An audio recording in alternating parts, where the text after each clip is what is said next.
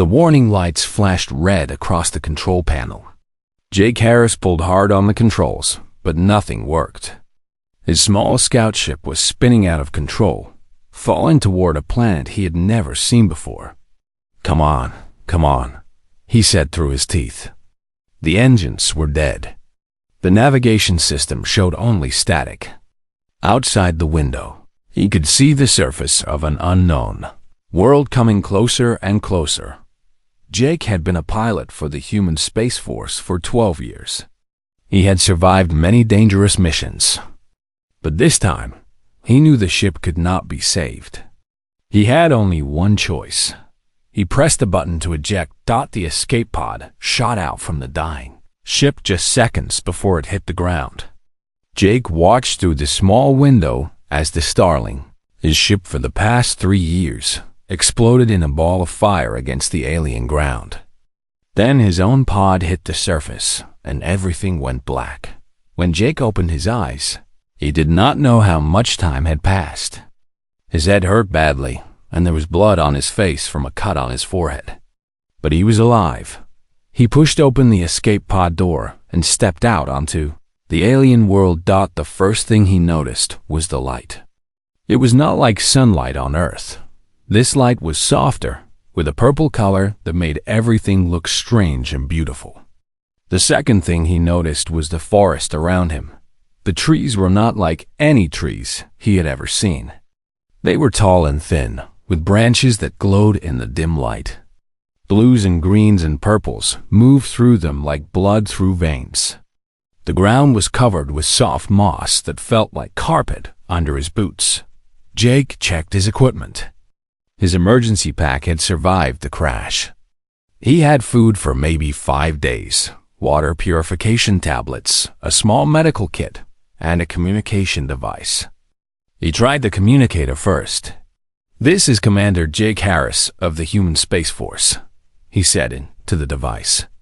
"My ship has been destroyed. I am on an unknown planet in the Vega system, requesting immediate rescue. Does anyone read me?" Only static answered him. He tried again and again, but there was no response. He was alone. For the next 3 days, Jake walked through the alien forest. He ate the emergency food bars from his pack. He drank water from streams after purifying it. He slept under the glowing trees and tried not to think about how far he was from home.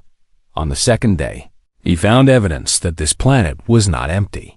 He saw structures in the distance, tall towers made of what looked like crystal. They caught the strange purple light and scattered it in all directions like diamonds. Someone had built those towers. Someone lived here. Jake was not sure if finding intelligent life was good news or bad news. The human Space Force had met many alien species. Some were friendly, some were not. He had no way of knowing which kind lived here. On the third day, he found more signs of civilization. He saw roads, though they were not made of stone or metal. They were made of that same glowing material as the trees, as if they had been grown rather than built. He saw what might have been farms, with strange plants in neat rows. And he saw movement in the distance. Jake hid behind a large rock and watched. The beings he saw were tall and thin, shaped like humans, but clearly not human. Their skin seemed to change colors as they moved, shifting from silver to blue to purple. They wore simple clothes and carried tools he did not recognize. He watched them for a long time, trying to understand what they were. They seemed peaceful. They worked in the fields and talked to each other in a language he could not hear clearly from this distance. The peaceful did not mean friendly. Jake decided to keep hiding and watching. He would learn what he could before making contact. Maybe he could find a way to fix his communicator. Maybe a rescue ship would come. On the fourth night, his choice was taken from him. He had found a small cave to sleep in, hidden from view by hanging vines. He thought he was safe. He was wrong. Jake woke to the feeling of something cold against his neck. He opened his eyes and saw a blade made of crystal. Behind the blade was a face.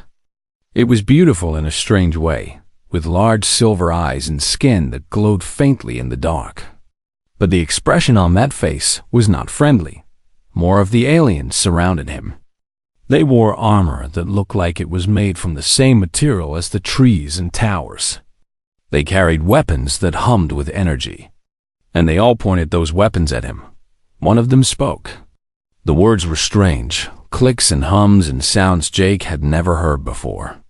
But then a device on the alien's belt glowed, and Jake heard words he could understand. "You will come with us, creature. The Queen will decide what to do with you."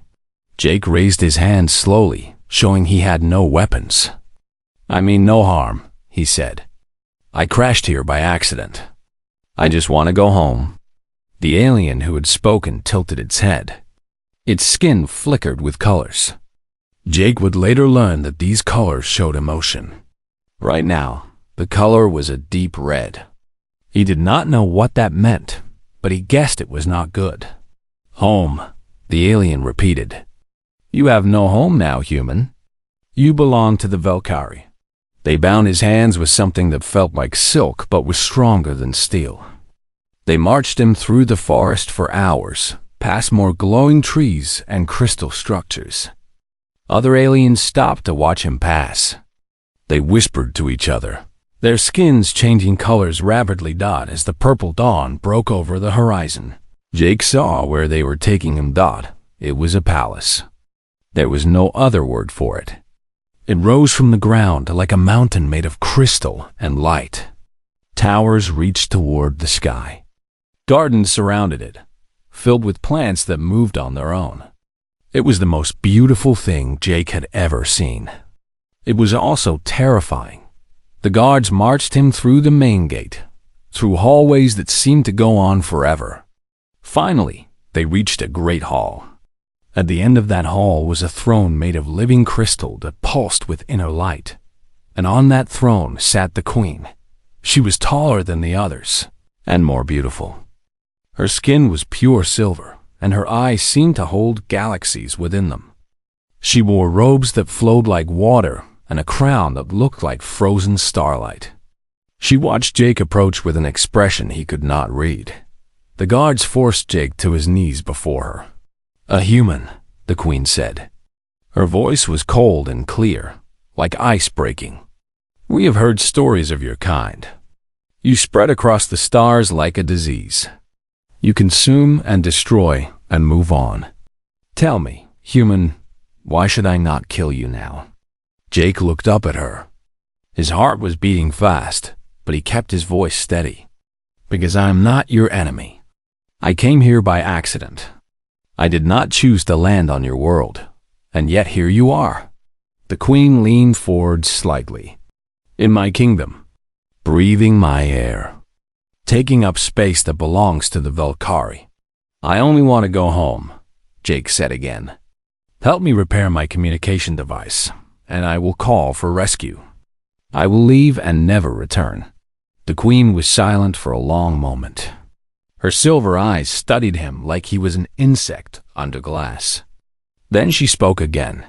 "No, you will stay here, human. You will stay until I understand what your people are, what threat you pose. You will answer my questions. And if your answers do not satisfy me..." She paused. "Well, we shall see." She waved her hand, and the guards pulled Jake to his feet. "Take him to the guest quarters," the Queen commanded. "He is to be comfortable, but he's not to leave. He is my prisoner now." As the guards led him away, Jake took one last look at the alien Queen. Her silver eyes met his for just a moment. And in that moment, he saw something he did not expect. Curiosity. She was not looking at him like an enemy. She was looking at him like a puzzle she wanted to solve. Jake did not know it then, but that curiosity would change everything. It would change his life, her life, and the future of two entire civilizations. But that night, alone in his beautiful prison, all he knew was that he was trapped on an alien world with no hope of escape, and the queen held his fate in her hands. The guest quarters were nicer than any prison Jake had ever imagined. The walls were made of that same living crystal, and they glowed softly day and night. The bed was large and comfortable. There was food brought to him 3 times a day. Strange fruits and meats that tasted better than anything on earth. But it was still a prison. For the first week, Jake saw only the guards and the servants who brought his food. He tried to talk to them, but they would not answer his questions. They just stared at him with their large eyes, their skins flickering with colors he did not understand, and left without a word. He spent his time looking out the window at the alien city below. It was called Velthora. He learned from listening to the servants talk among themselves. The capital city of the Valkyrie people. Millions of them lived here, in buildings that seemed to grow from the ground like plants. They went about their daily lives as if there was not a human prisoner in the palace above them. On the 8th day, the queen came to see him. Jake was sitting by the window when the door opened. He turned, expecting another silent servant. Instead, he saw her, Queen Sithara. She was wearing simpler clothes than before, but she was no less impressive. Her silver skin caught the light from the crystal walls and seemed to glow from within. "Human," she said. It was not a greeting. It was a statement. Jake stood up. "Your Majesty, I did not expect a visit. I have questions," she said. "You will answer them." She moved to a chair and sat down, her movements graceful and precise. She gestured for Jake to sit across from her. He did. "Tell me about your people," she commanded. "Tell me about humans." And so Jake talked. He told her about Earth, the blue planet where humanity had been born. He told her about human history, the wars and the peace, the art and the science. He told her about the day humans had finally left their planet and reached for the stars. Sithara listened without speaking. Her face showed nothing, but her skin changed colors as he talked. Pale blue when he spoke of Earth's oceans. Deep green when he described human forests. Dark purple when he mentioned wars. When he finished, she was silent for a long time. Then she asked, "Why do you fight each other? You are all the same species. Why do you kill your own kind?" Jake thought about the question. Because we are not perfect. We make mistakes. We get angry. We get scared. We get greedy. But we also learn. We get better. The human wars you see in our history, they taught us lessons. Now we fight less than we used to. But you still fight. Yes, we probably always will, at least a little. It is part of who we are. But it is not the only part. Sithara tilted her head. What is the other part? Jake smiled. Love, hope, kindness, the desire to build something better. Those are part of us too. Maybe the best part. The queen's skin flickered with colors he had not seen before. She did not respond to his words. Instead, she stood up and walked to the door. "I will return tomorrow," she said. "You will tell me more." She came back the next day and the day after that. Every evening, she would appear at his door and ask him questions. Some questions were about human technology and military strength. But more and more, her questions turned to other things. "What is music?" she asked one night. "We have sounds that we make for ceremonies. But you call your sounds music. What makes them different?" Jake tried to explain. He told her about melody and rhythm, about how music could make humans feel things without words. He saw the confusion on her face and realized that words were not enough. "Let me show you," he said. He closed his eyes and began to sing. It was a simple song, one his mother had sung to him as a child. A lullaby about stars and dreams and being safe in the dark. His voice was not perfect, but it was honest. When he opened his eyes, Sithara was staring at him. Her skin was cycling through colors rapidly, blues and purples, and something that looked almost like gold. Her eyes were wide. she whispered. What was that feeling? I do not know what you felt, Jake said. What did it feel like? She touched her chest, right where a human heart would be. Like something was moving inside me. Like I wanted to laugh and cry at the same time. Is that normal? Jake nodded. For humans, yes. We call it being moved. The music moved you. Sithara sat in silence for a long time. Then she did something unexpected. She laughed. It was a strange sound, not quite like human laughter, but close enough. Her whole face changed when she laughed. She looked younger, softer. Humans are strange creatures, she said. You make sounds that create feelings. How inefficient. How wonderful. That was the night everything began to change. The questions continued, but they became more personal. Sithara asked about human families, about how parents loved their children. She asked about friendship and loyalty and trust. And she asked about love. Your species bonds in pairs, she observed one evening. They were in the palace garden now, walking among plants that glowed like lanterns. The guards followed at a distance, but they were alone enough to speak freely. You form attachments based on what you call love. We find this inefficient. Jake picked a flower that smelled like honey and handed it to her. Maybe it is inefficient, but it is also what makes us human. We do not choose our mates based on logic. We choose them based on feeling. Feeling. Sithara held the flower up to her face, breathing in its scent. The Valkyrie do not make choices based on feeling. Our queens choose mates based on genetic compatibility. The goal is to produce the strongest offspring. Emotion plays no role. That sounds lonely, Jake said before he could stop himself. Sithra's skin flickered with that uncertain color he had learned to recognize. She did not answer for a long time. When she did, her voice was quiet. We do not understand loneliness. We are never alone. We have our people, our duties, our purpose. That is not the same as having someone who loves you, someone who would die for you, someone who thinks about you first thing in the morning and last thing at night. Sithara stopped walking. She turned to face him, and in the glow of the garden lights, she looked almost human, almost vulnerable. Do you have someone like that? Back on your Earth? Jake shook his head. No, I was always too busy with my work. I told myself I would find love later. There was always another mission, another planet, another adventure. He paused. Now I am here, and later never came. They stood there in the garden, an alien queen and a human prisoner, looking at each other in the strange purple light.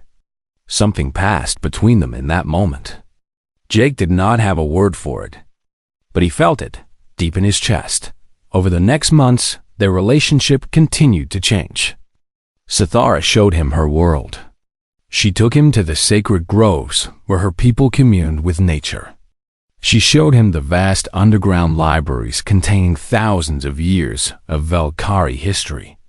She taught him her language, the real one without the translator, and laughed at his terrible pronunciation. In return, Jake taught her human things. He taught her card games and told her jokes that took her weeks to understand. He showed her how to whistle and how to skip stones on water. He told her stories about his childhood, his parents, his dreams of flying among the stars. They were not equals. She was a queen, and he was her prisoner. But somewhere in those long months, they became friends. And then, one night, everything changed again. Jake was asleep when he heard the crash. He jumped out of bed and ran to his door. Outside, the palace was in chaos. Guards ran through the hallways shouting. The air smelled like smoke. A servant appeared, terror in her eyes. The queen, she gasped. They are attacking the queen. Jake did not think. He grabbed a crystal shard from a broken vase and ran toward the royal chambers. He did not know who was attacking or why. He only knew that Sithara was in danger. he found her in the throne room. 3 Valkyrie in dark armor surrounded her. One of them held a blade to her throat. The guards lay on the ground, dead or unconscious. Sithara stood tall, but Jake could see the fear in her eyes. The attacker with the blade spoke. The reign of Queen Sithara ends tonight. The old ways will be restored. The Valkyrie do not need a queen who asks questions about humans and their feelings. Jake moved before anyone could react. He threw himself between the blade and the queen, pushing her out of the way. The blade cut deep into his shoulder instead of her throat. Pain exploded through his body. He fell to the ground, blood pouring from the wound. The attackers hesitated, shocked by what had happened. That hesitation was enough. Palace guards burst through the doors. The attackers were surrounded and captured within seconds. But Jake did not see any of that. He was lying on the cold crystal floor, bleeding, his vision going dark. The last thing he saw before he lost consciousness was Sithara's face above him. Her skin was cycling through colors he had never seen before. Her silver eyes were filled with something he could not name. "Why?" she asked, her voice breaking. "Why did you do that? Why did you sacrifice yourself for me?" Jake managed a weak smile. The words came out soft, barely above a whisper. "Because I love you." Then everything went black. Jake woke up in pain. His shoulder burned like fire, and his whole body felt heavy and weak. He tried to move, but gentle hands pushed him back down. "Do not move." The voice was soft and familiar. "You are still healing." He opened his eyes and saw Sithara sitting beside his bed. She looked tired. Her silver skin was dull, and there were shadows under her eyes like she had not slept in days. "How long?" Jake asked. His voice came out rough and broken. 5 days. The healers were not sure you would survive.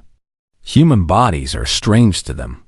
They did not know how much damage your kind can take. She paused. "It seems humans are stronger than we thought."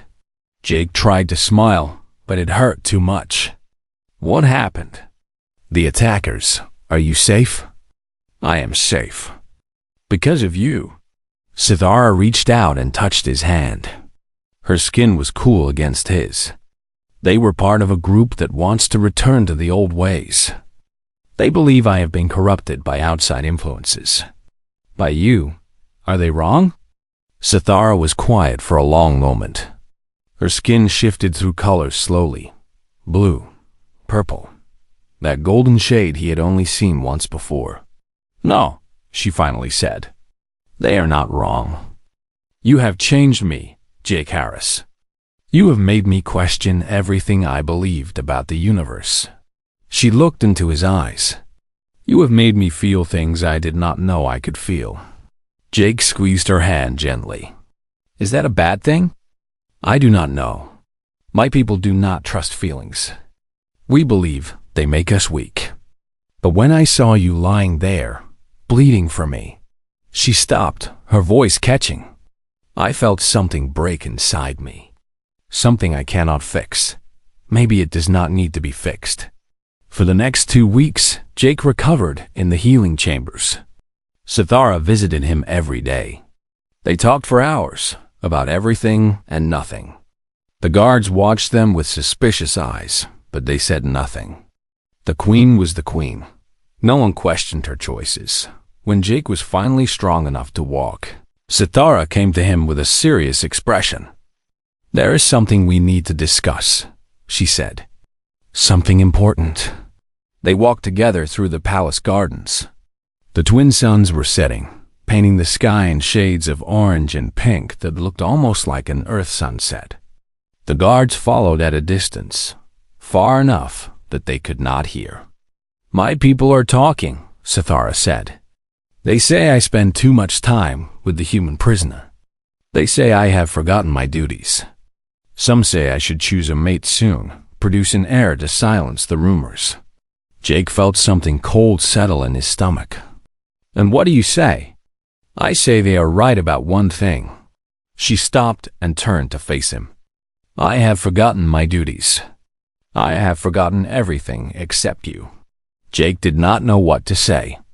He had spent months pushing down his feelings, telling himself that his love for this alien queen was impossible, foolish, dangerous. But looking at her now, in the fading light, he could not pretend anymore. Sithara, he said, I told you I loved you. I meant it. But I know this cannot work. You are a queen. I am a prisoner from another world. Your people would never accept it. I do not care what my people accept. Her skin was glowing with colors he had never seen, bright and beautiful and fierce. I am tired of doing what is expected. I am tired of choosing mates for their genes instead of their hearts. I am tired of feeling nothing when I should feel everything. She stepped closer to him. You asked me once if I was lonely. I did not understand the question then. I do now.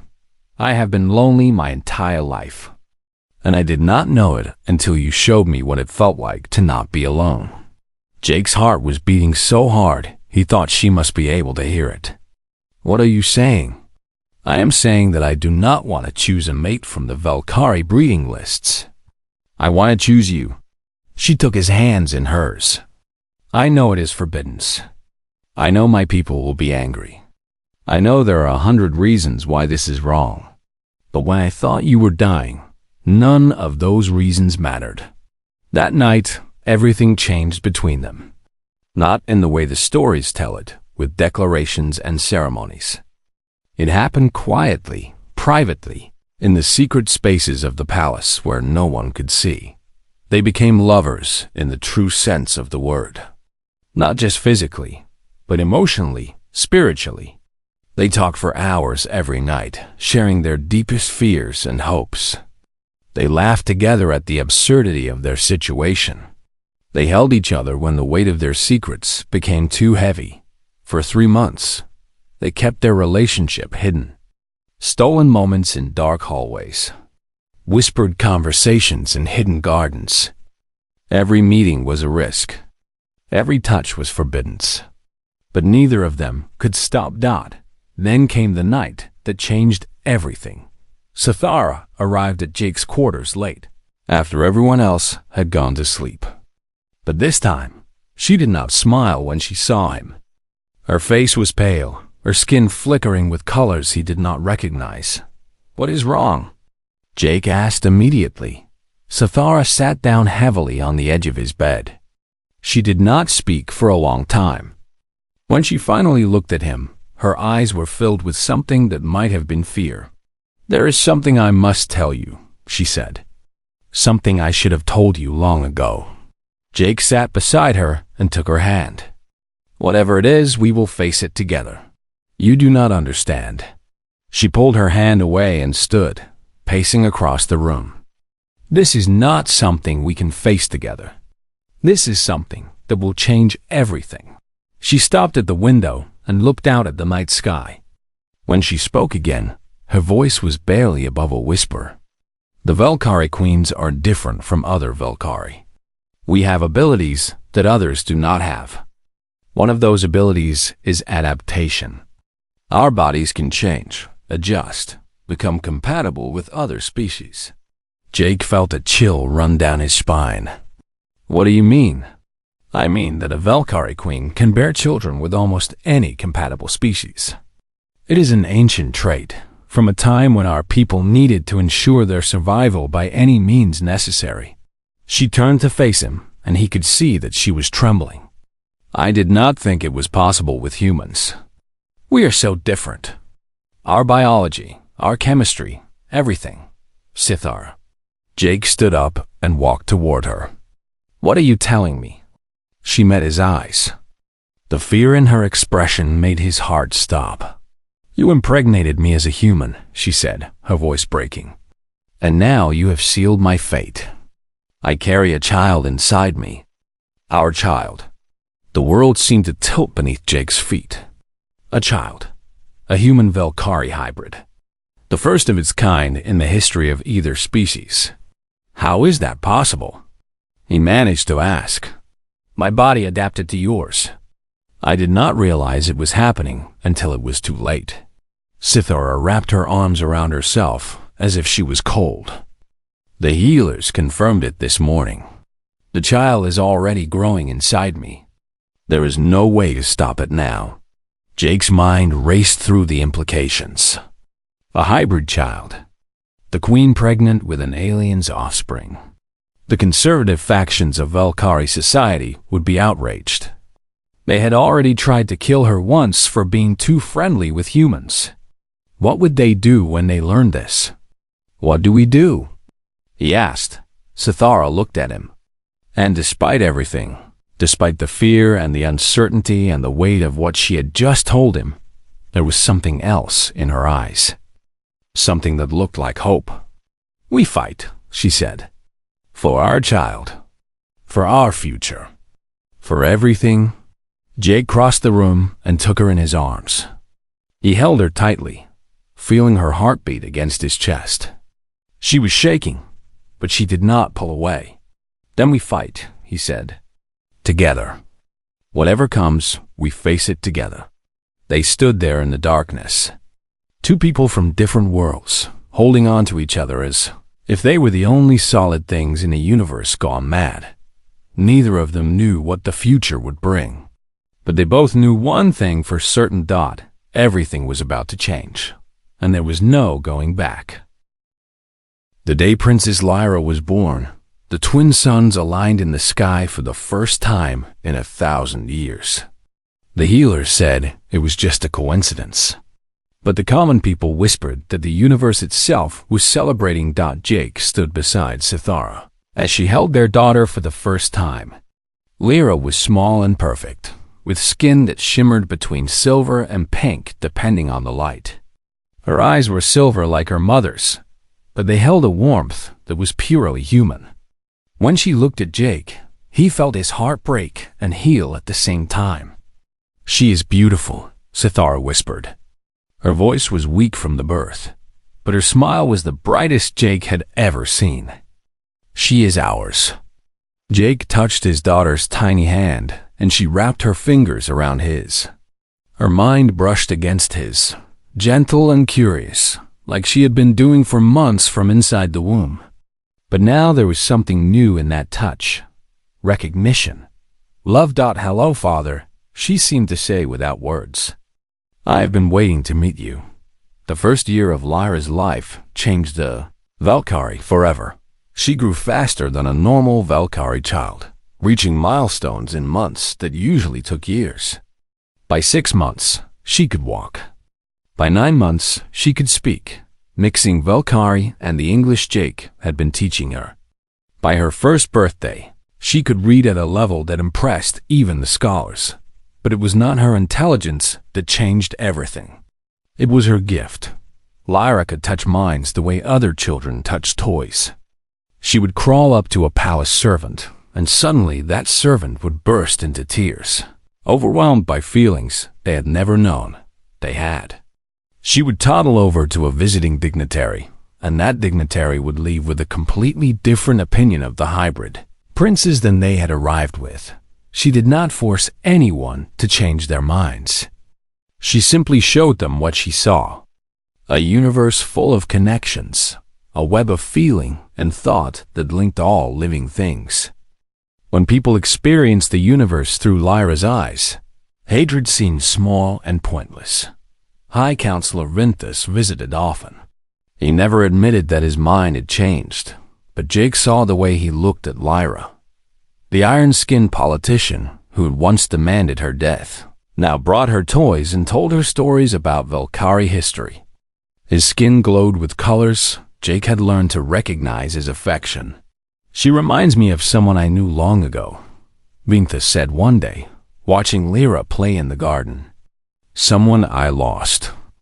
I had forgotten that I could feel this way about a child. Lyra has a gift for helping people remember, Jake said. Yes. Vinthus was quiet for a moment. I was wrong about her, Commander Harris. I was wrong about many things. I hope in time you can forgive an old fool his mistakes. Jake offered his hand, There is nothing to forgive. We all fear what we do not understand. The only sin is refusing to learn. Ventus took his hand and shook it.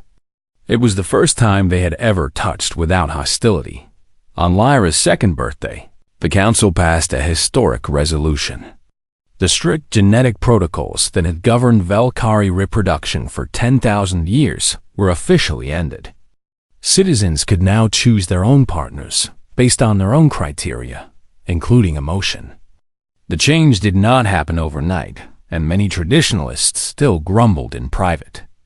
But the law was the law, and slowly the culture began to shift.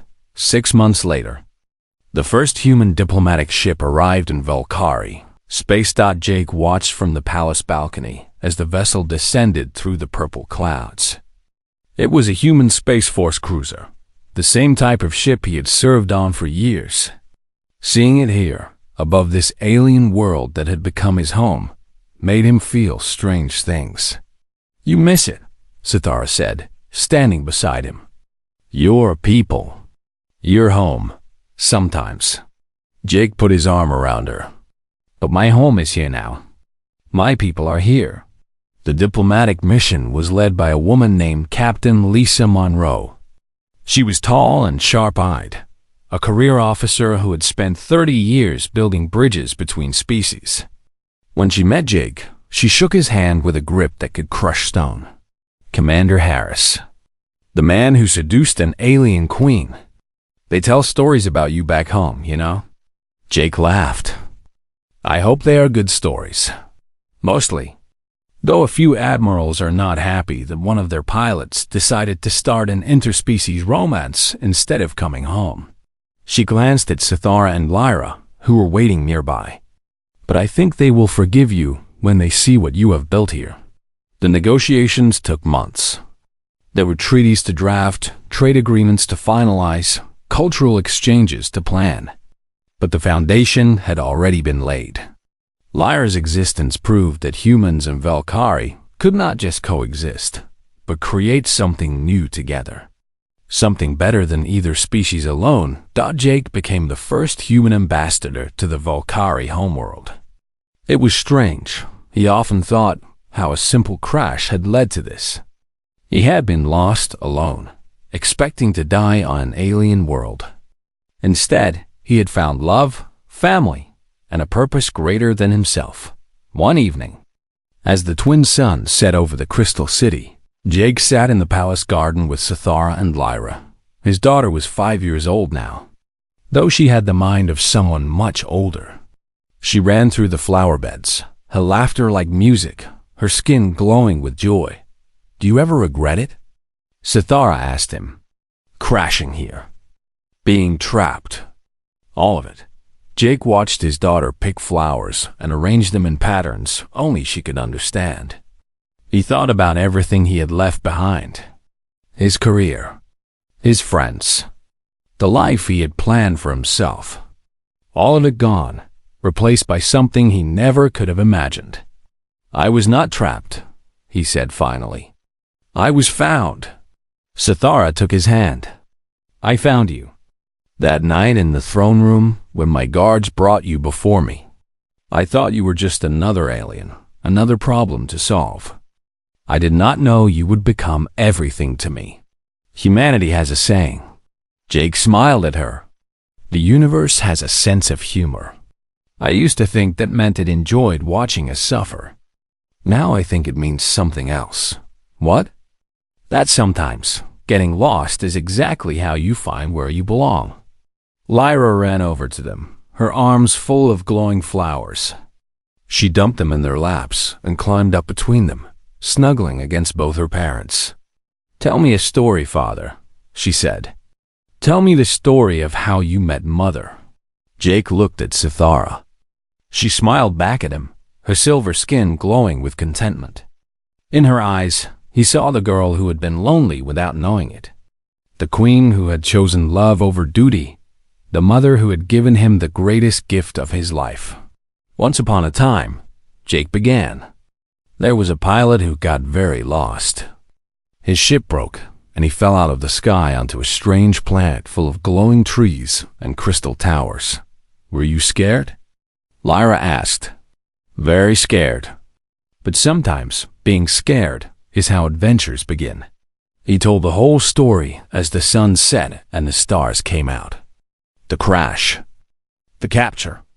The questions that turned into conversations. The conversations that turned into friendship. The friendship that turned into love. Lyra listened with wide eyes, even though she had heard the story 100 times before. When he finished, she was quiet for a moment. Then she said, "I am glad your ship broke, Father." Jake hugged her tight. "Me too, little one. Me too." Above them, the night sky blazed with stars. Somewhere out there, other ships were flying, other explorers were discovering new worlds and new peoples. Some of them were probably getting lost right now, crashing on planets they had never planned to visit, and maybe, Jake thought, some of them were finding exactly where they were supposed to be. That was humanity's greatest strength. Not their technology or their numbers or their stubborn will to survive. It was their capacity to connect, to love, to build bridges across the impossible distances between stars. The Queen had sealed his fate the day she chose him, but Jake had sealed hers too. Together, they had sealed the fate of 2 civilizations. And it was a fate worth fighting for. The end. The news spread through the palace like fire through dry grass. The Queen was pregnant. The Queen was carrying a hybrid child. The Queen had betrayed her people for a human. Jake watched from his window as chaos erupted in the city below. Groups gathered in the streets, some shouting in anger, others standing in silent shock. The crystal towers that had seemed so beautiful now felt like prison walls closing in around him. Sithara had tried to control the information. She had planned to tell her council privately, carefully, with time to explain. But someone in the healing chambers had talked. And now the whole world knew. "They are calling for your death," Sithara told him that evening. She looked exhausted. Dark circles surrounded her silver eyes, and her skin had lost its usual glow. "High Counselor Vinthus is demanding that I exile you immediately and terminate the pregnancy. Can he make you do that?" "No, I am the Queen, but he leads the traditionalist faction, and they control almost half the council." She sank into a chair, her hand resting on her stomach. "If they decide I am unfit to rule, they can call for a vote of removal. It has not happened in 1,000 years, but it can happen." Jake knelt beside her chair. "What about the baby? Is there any danger to you or the child?" "The healers do not know. They have never seen anything like this before. The child is growing normally, but they cannot predict what will happen. They do not even know if it will survive to birth." That night, Jake held Sithara while she slept. He watched the rise and fall of her chest and thought about everything that had led them to this moment. A crash landing on an alien world. A queen who asked questions. A love that should have been impossible.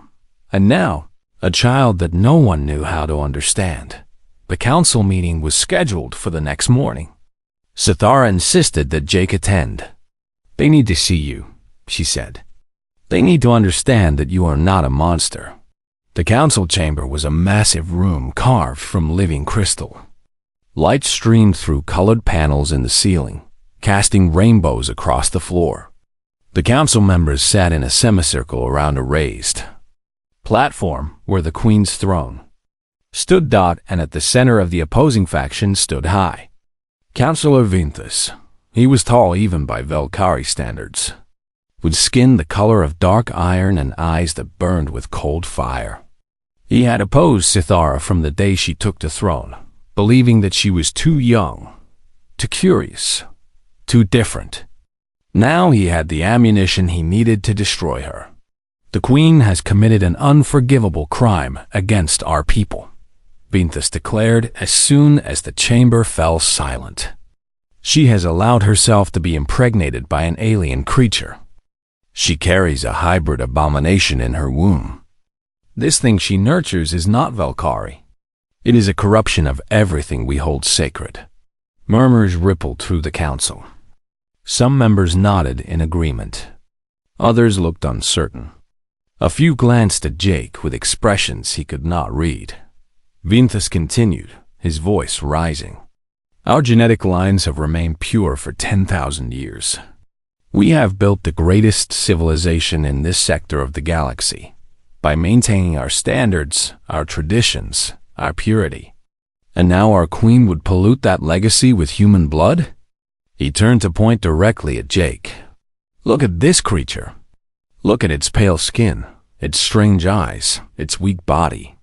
This is what our queen has chosen over the finest Valkyrie genetic specimens. This is what she would make the father of our next ruler. Jake felt the eyes of the entire council on him. He wanted to speak, to defend himself, but this was not his arena. This was Valkyrie politics, and one wrong word could doom them all. Cythera stood from her throne. The room fell silent instantly. Whatever they thought of her choices, she was still the queen, and her presence demanded respect. High Counselor Vinthus speaks of tradition, she said, her voice clear and strong. He speaks of purity and genetic standards, but he does not speak of truth. She descended from the platform and walked to the center of the chamber. The truth is that our people are dying. Our population has been declining for 300 years. Our genetic diversity shrinks with every generation. Our healers tell me that within 500 years, we may face extinction. The murmurs grew louder. Some council members shook their heads in denial. Others looked troubled.